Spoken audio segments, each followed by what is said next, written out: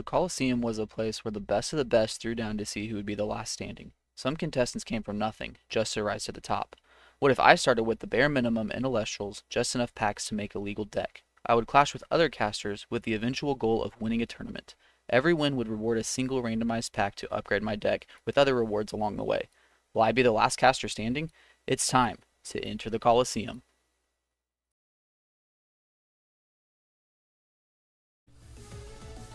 Welcome back to the Coliseum. What is it, episode 23? 24, I believe. Yeah, this is 24.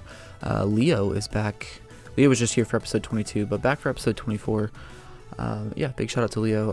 I think he is planning on making a channel here soon, so whenever he gets that info to me, I will be tagging him in the description in the videos that he appears in and all that. So yeah, if you're watching this in the future, go check out Leo's channel.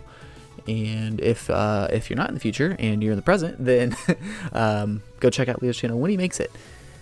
Yeah, anyways, so we are here. I'm not even sure of what the record is at this point. I need to actually go back through and, double check and make sure that the numbers are correct.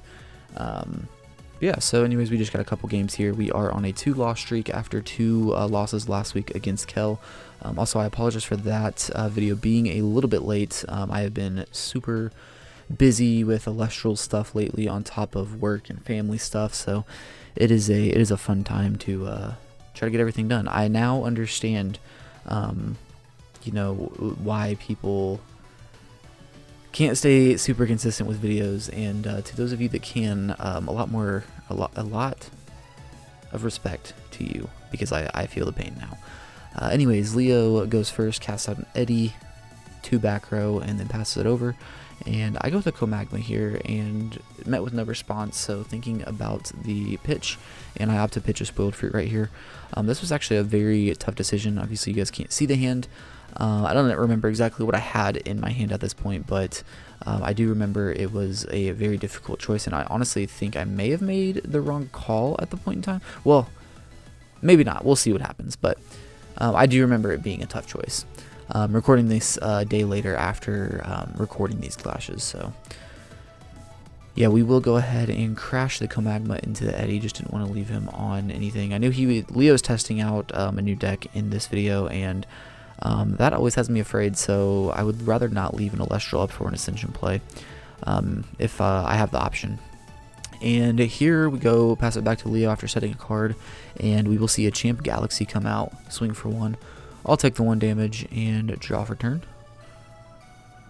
Champ Galaxy, probably the single most important card for the metagame that came out of Firestorm. It is very good. I will go ahead and cast out a Spreader right here. Spreader 3/5, search for an artifact, add it to hand. Really looking to get some more artifacts here soon. I would like 1 more, I think, and honestly need to get probably Liar would be the best option. And then if I could get some Argos and stuff, that'd be super cool as well. We will just go to battle, and I will attempt to swing over the whale, and we will be met with a Shield of Achilles, so I'm completely okay with that. That just means I get to potentially cast the Spreader again and search the Tunic. So love how that turned out, actually, and we clear a back row in the process, so kind of completely okay with that one. Looks like we'll pass it back over, see another set card from Leo here.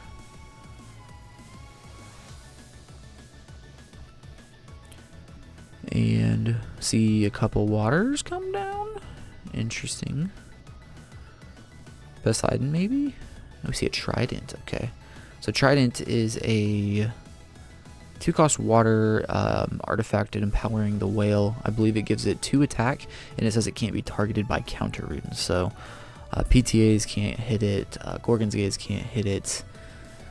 There's some other stuff out there that I'm forgetting for sure, but just kind of more protection on top of the whale, is along with giving it 4 attack on top of the 5 defense now, and then potentially if there's like an altar or something set, then obviously the whale receives, and it can do some more swapping shenanigans. So things are getting a little out of hand here. We will see a re-enchant on the whale, and we will just go ahead and pay out the 2 spirits right here.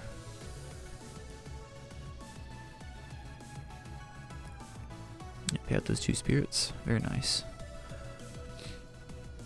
Okay, digging into the spirit deck right here. We see 2 Earths hit the board, which means the Earthquake is coming down. So I had the Earthquake in hand since the beginning of this one. At this point, I did confirm when Leo played the Trident that it was counter runes only, so I didn't make a misplay. The Whale is allowed to be targeted by Invoke runes, so the Earthquake will take care of the 2 Spirit Whale that's empowered by the 2 Spirit Trident, so pretty solid trade on our part right there. We will go with a Misenchanted Sprouter right here. Very interesting. That either means that we have the other one in the hand, maybe the Tunic in hand, because we searched the necklace last turn. So that either means that we have the Tunic in hand, or maybe we're setting up for a potential Ascension play, or maybe a Kinlium Nexus. Couple options here. But we will go ahead and put out the Forge as well, just to buff the Sprouter a little bit, hoping it can stick around for a turn. Swing for damage, pass it over. Leo will expend a draw. Looks like another set, and pass it back over to us.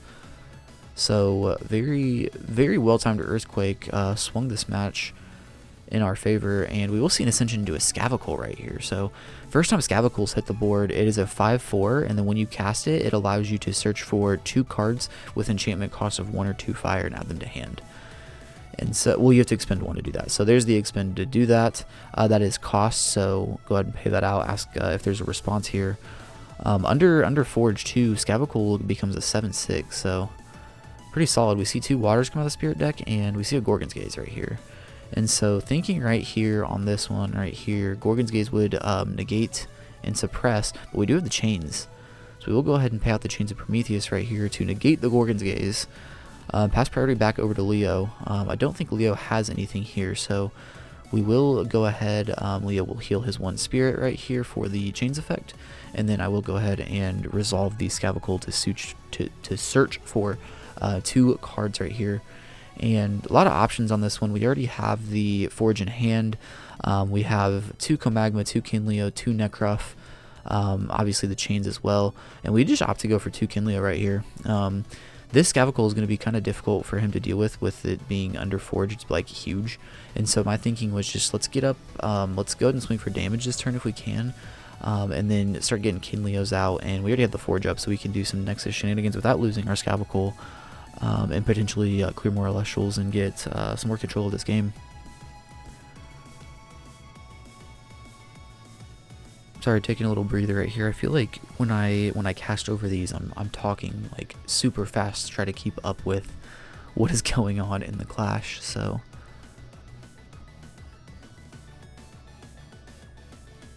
let's see. Okay, pass it back over.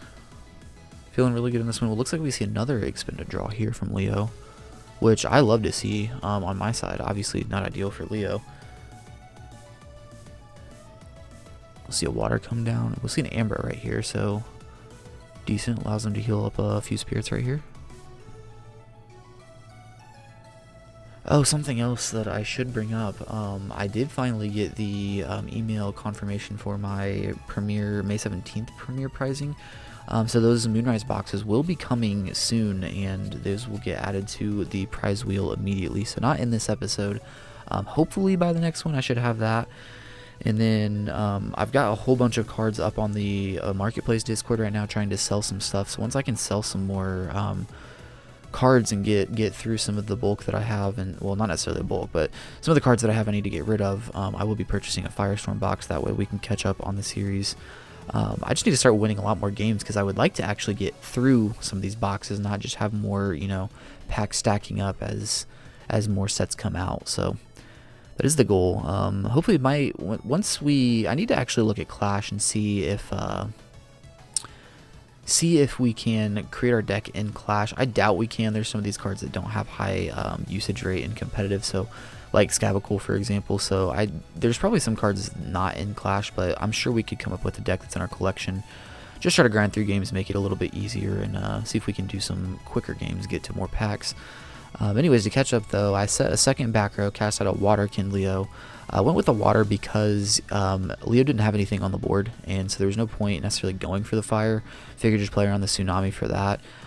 We could potentially re-enchant next turn if we want to, but we have the second Kinleo in hand as well. We could actually cast out the second Kinleo use its effect in Nexus, put one from the Forge to the Water Kinleo to pop something, and then we can Nexus from then that Kinleo with the Water enchantment to something, or no, that wouldn't work because then it would be misenchanted, wouldn't get the pop. Anyways, it's okay. I think we're at a decent point where we can live with this. So we'll pass it to Leo, cast out a Sluggle, a Poseidon. We'll use the Poseidon effect to Nexus to the Sluggle. Sluggle effect will trigger when it receives a Water Spirit from a Nexus, specifically from Poseidon. It can special ascend to Globby from Hinder deck, I believe. And so yeah, we will see classic Globby, base set Globby, hit the board right here. This Globby allows you to turbo into Majesty if it has 3 enchanting water spirits, which it will after this enchantment right here from the Ascension. So Globby will immediately trigger its effect to special ascend right here, and it doesn't specify a specific Majesty. It just says Majesty, so you can go into Old Majesty or you can go into New Majesty. And yeah, I mean, with the Champ Sluggle earlier, I think we know what we're going into right here. We will see a 4th water hit the board for the Ascension, and we will see the Champ Majesty hit the board. So Champ Majesty is pretty crazy. It's a 6 attack, a 14 defense. When it's in attack, every Elestral on board is treated as if it has water enchanting it. So my Scavicle right now, even though there's 2 fire spirits under it, they're actually water because of this Majesty effect. Which means that I lose my buff from Forge, which also means that Leo is now able to swing over my 5 attack. So kind of crazy. That's just if it's in attack. If it's in defense position, it's a once per turn heal 2, I believe. So, and then obviously it's got a huge defense, so you can kind of just sit and stall. Leo will try to swing in, and luckily I do have the shield here, so I will expend, pay for the shield, and then expend the 3 spirits right here to bounce the Majesty back to hand. And that, you know, assuming there's nothing crazy the Leo can respond to here, this should just be game.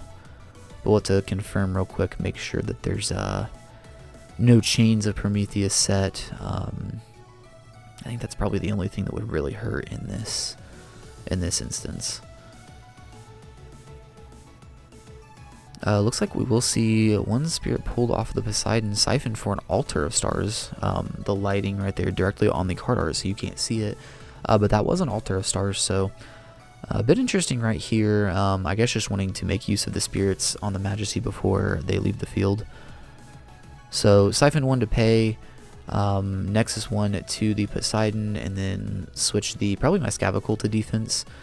And then Leo actually puts the Majesty in the Underworld right here, because it technically, after siphoning and then nexusing, it is under enchanted, and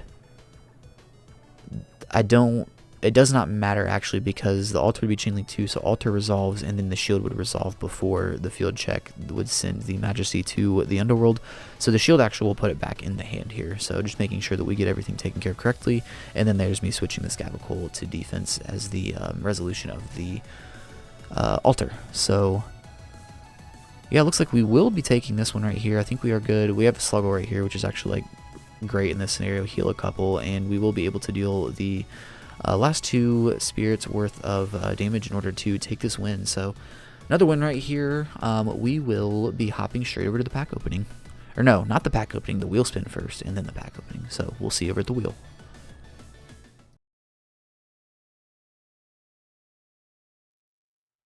Alright, back here at the wheel, fresh off of a win against Leo. Still, unfortunately, do not have my prizing from the May 17th tournament, so unfortunately do not get to add Moonrise to the wheel just yet, and I still need to get a Firestorm box as well, so sticking with the original 3 sets right now. I apologize. Hopefully here soon we will have more sets, but let's get straight to it. And it looks like we are getting base set. Very nice. Okay, let's hop right over to the opening.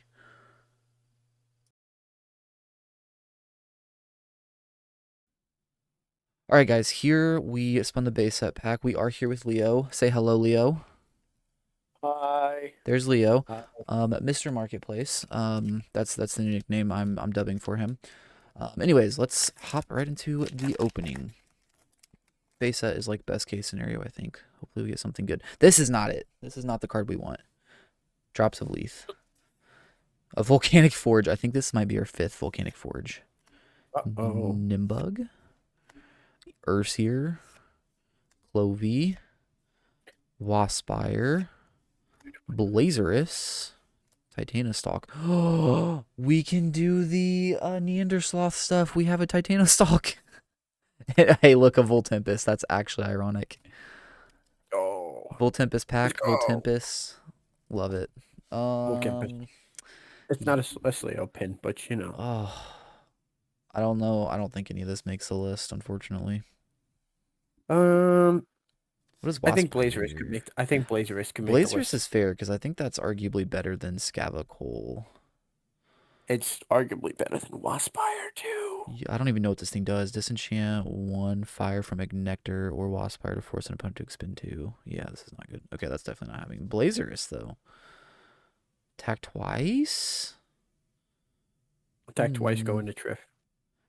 Not that I have the Trifernal, but attacking twice on a 7-2 probably just.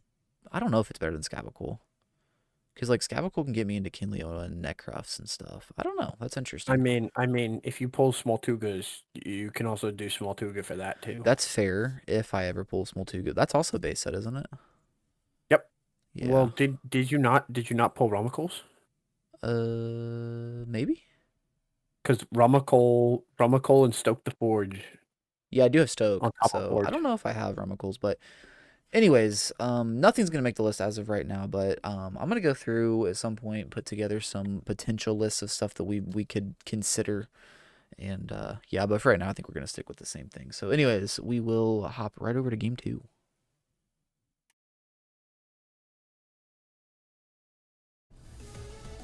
All right, fresh off of the pack opening, didn't add anything to the deck just yet. The Voltempest is a pretty cool pull, but we do not have the cards to facilitate a Voltempest strategy as of yet, so it'll just go in the collection for right now. Might come up later at some point in time. But yeah, here for game two against Leo once again.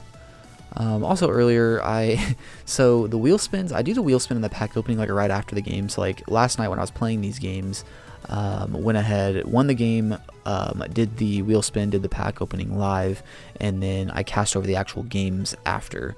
And so that's why it might have been a bit confusing when in game one I'm talking about, oh, well, hey, the order confirmation came in today for the pricing, and then you get to the wheel spin and I'm talking about, oh, I still don't have it. So I apologize for that. I need to keep that in mind for the future. Or we can just get to the point of where we can cast these live and just have some live back and forth. That would be amazing if we can get to that point. So once again, hopefully here soon I can sell some cards. If you need any cards, let me know. I've got cards on the marketplace looking to sell, like I mentioned earlier. Yep, that's me. You're probably wondering how I ended up in this situation. Be nice to put that. Ooh, we're gonna pause this right here actually real quick because as you see, I screwed up. When I put my spirit deck back together, I accidentally left a Sluggle in right there, and since we already started play in this one, we are going to do some tournament rules right here. It is an instant game loss, so regardless of what the outcome of this game is, I will not be getting a pack because the Sluggle was in my spirit deck instead of the main deck.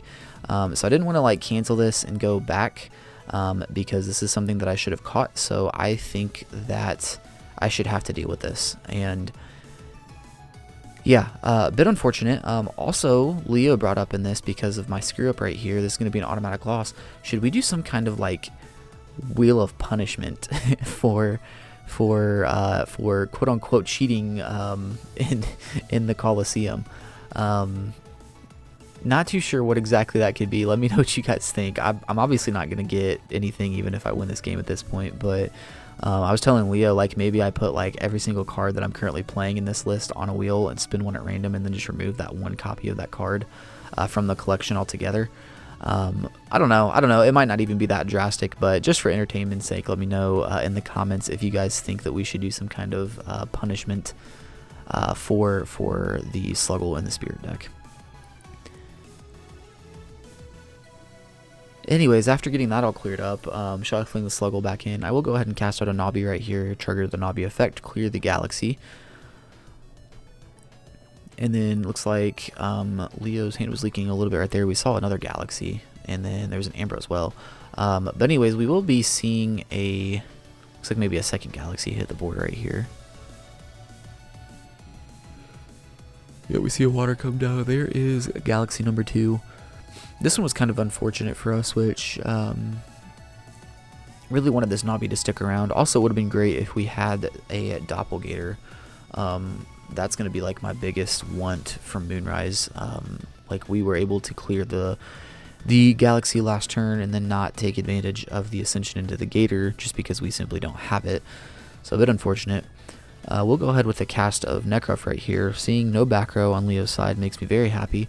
We will be able to clear the whale number 2, which is huge, but also we will be able to resolve the Necrof effect to burn for 1 while we are taking care of the whale. So there looks like that was the expend for the Necrof effect, and then yep, there goes the galaxy.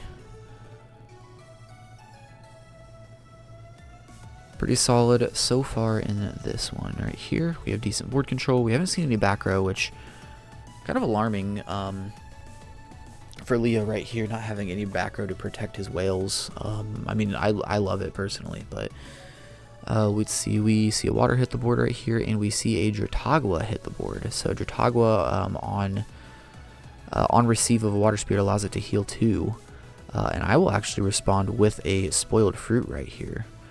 So spoiled fruit, absolutely insane. Destroys and negates the effect, so there will be no healing in this one. The Dratagua will die, and that's actually I don't actually know if I should have spoiled fruited this now watching this back. Necrof clear, we know he didn't have any back row. Necrof clears that and forces him to burn 1. And so, like, honestly, we probably could have kept the spoiled fruit for, like, maybe like a sluggle or something later. But I really just wanted to go ahead and use it as the first resolution of the spoiled fruit. And then, ironically, I will take play and cast out my own Dratagua right here. In attack position with a tiny 1 attack.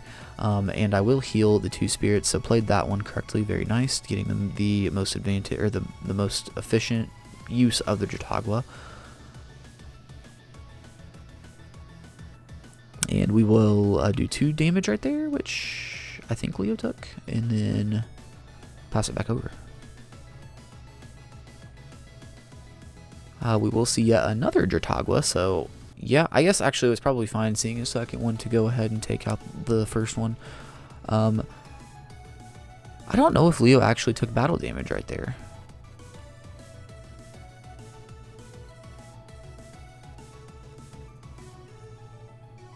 Oh, there's the Stellar Dratagua. I think Leo actually was the one who, quote-unquote, discovered the Stellar Dratagua, the first one to pull it and register it on Elestrals Collect. So, pretty cool. Anyways, this Dratagua effect will resolve healing the 2 water spirits. Fortunately for us, it looks like no back row once again, and we will be able to clear this thing, do some damage next turn as well. We will stoke the Forge right here. I believe this was the top deck. Stoking the Forge, being able to grab a fire. Elestral will, of course, grab Kindleo. And then we're in kind of a weird position right here because I don't know if we actually have anything else in hand. We don't really want to cast the Kindleo right here because Necrof can clear the Dratagua and do a damage. So the Kindleo doesn't really seem like that smart of an option. We could potentially... We've seen an Aloon come down right here, and then, oh, we see an Ascension, and we see a Draking hit the board once again. So really cool to see some of these Ascensions. We saw the Scavacle in Game 1 of this episode, and then we see the Draking in Game 2 right here. And this is really great for Draking, actually, because... so this is what I was thinking right here, is like Draking could kill and take, and then I could even enchant it with water, use its effect to heal too, but I didn't have anything to heal. So I opted to go ahead and swing Necrof over, trigger the Necrof effect to burn for 1, and then swing Draking for 2. So I do 3 damage right here instead of just 1 damage and steal. Unfortunately, we see the 2 Earths hit the board right here, and you guys know what that means. Looks like the Earthquake will be hitting the board right here, unfortunately. And that will take out the Draking just like that. And so I remember in this clash, I was saying to Leo, like, you know, I maybe there was a world where I should have attacked with Draking, because Draking has the effect where if an Elestral that it destroyed in battle is and then stole is on the field, the Draking cannot be attacked or targeted with attacks. And so there was a world where maybe I should have done that, but, you know, looking back at it now, it doesn't really matter because the Earthquake was going to take care of it either way. So not too bad. We did 2 damage with the Jacking, and then we took the Earthquake, which is another 2 spirits. So not too bad right there. We'll see a Champ Whale come down, and then we will see an Ambro come down. Champ Whale effect here to swap the Necruff is brutal. This was a huge swing turn in this one right here. Started this turn with the Necruff and a Jacking, and we're going to end this turn with nothing on board. Bit unfortunate. Still no back row on Leo's side, so that's completely fine with me. This is the 3rd whale, and we will be able to deal with it next turn. We know we have the Kinleo in hand, and if there's nothing else, then Kinleo can at least swing over the Galaxy with no problems. That's assuming we don't have any better options, though.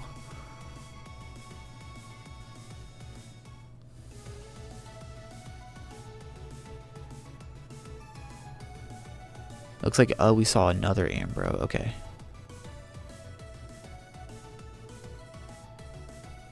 Or no, maybe not. Maybe that was the last Ambro.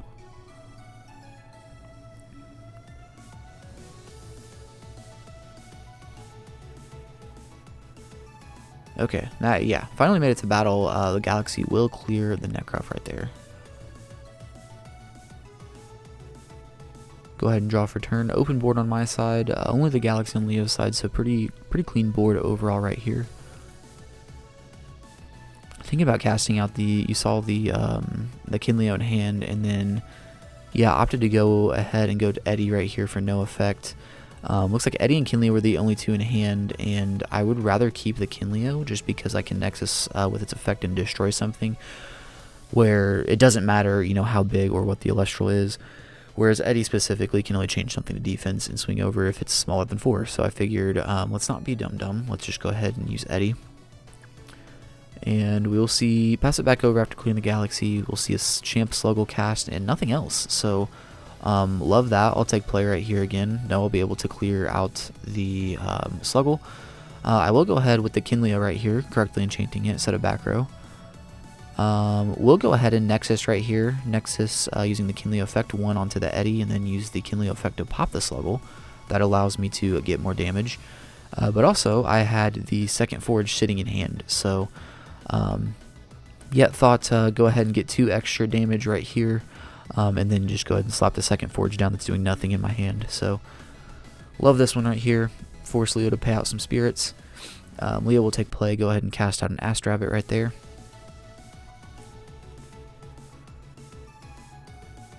I wonder, I think in this clash we might have missed some spirits somewhere. You guys will be able to see what's going on with the numbers, obviously, but I had, the number that I had was different than what Leo had. I don't know if I missed something or maybe he missed something, but either way, there might be a discrepancy in this clash, but it doesn't really matter at the end of the day because the Sluggle decided to sneak its way into my spirit deck, so this game is kind of null and void. We're just playing for fun at this point. We will see an Atlantis hit the board right here, taking Outer Forge, which at this point I think I'm okay with. We still have the Fire Spirit on the Eddie to Nexus, so I don't really care that the Forge is there, especially after seeing the Rabbit in defense. There's nothing that threatens the Kinleo anyways, so completely fine with that. I also think that might have been the grab off of the Rabbit look, so yeah, that stops him from getting something else just to remove the Field Spirit, or the Stadium that I didn't even need, so we will go ahead and Nexus the 1 Spirit from the Eddie to the Kinleo. Kinleo pop the Rabbit, cast out a Mustation right here, and we will go ahead and swing for, looks like 4 damage right here, and then in the end phase the Molestation effect will trigger, turning itself to defense, right? Yeah, I think Leo should be down to like 2 spirits right here.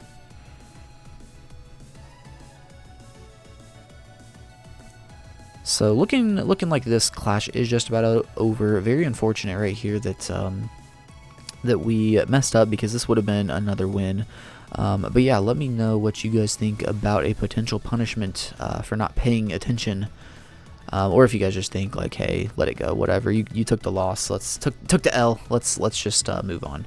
Let me know what you guys think in the comments. But yeah, if you enjoyed the video, please like and subscribe as we see the BM Hurricane come down right there with no spirits left in deck.